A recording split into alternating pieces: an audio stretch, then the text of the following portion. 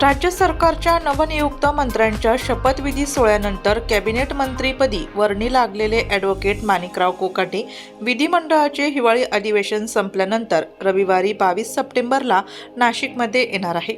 ते समर्थकांची नाशिककर जनतेची भेट स्वीकारण्यासाठी रविवारी सकाळी 11 ते 5 या वेळेत शासकीय विश्रामगृह नाशिक या ठिकाणी उपस्थित राहणार आहेत।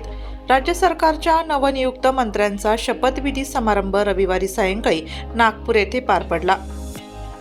यावेळी जिल्ह्यातील सिन्नरचे आमदार ॲडव्होकेट माणिकराव कोकाटे यांची कॅबिनेट मंत्रीपदी वर्णी लागली, त्यामुळे नाशिक जिल्ह्यातील कोकाटे समर्थकांमध्ये उत्साहाचे वातावरण आहे।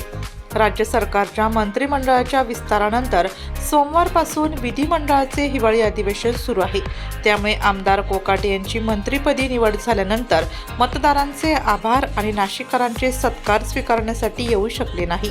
आमदार कोकाटेंच्या निवडीनंतर नाशिक जिल्ह्यातील अनेक लोकप्रतिनिधी, विविध राजकीय नेते, पदाधिकारी आणि नागरिक नागपूर येथे भेट देण्यासाठी येत आहेत। मात्र समस्त नाशिककरांच्या आनंदाचा विचार करता मंत्री कोकाटे यांनी नागपूर येथील विधिमंडळाचे हिवाळी अधिवेशन शनिवारी संपल्यानंतर समर्थकांची तसेच नाशिककर जनतेची भेट स्वीकारण्यासाठी रविवारी नाशिकमध्ये येणार आहेत।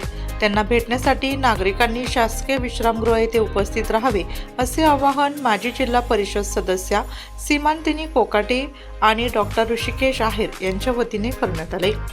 वृत्तसंकलन विभाग, नाशिक लोकशाही न्यूज, नाशिक।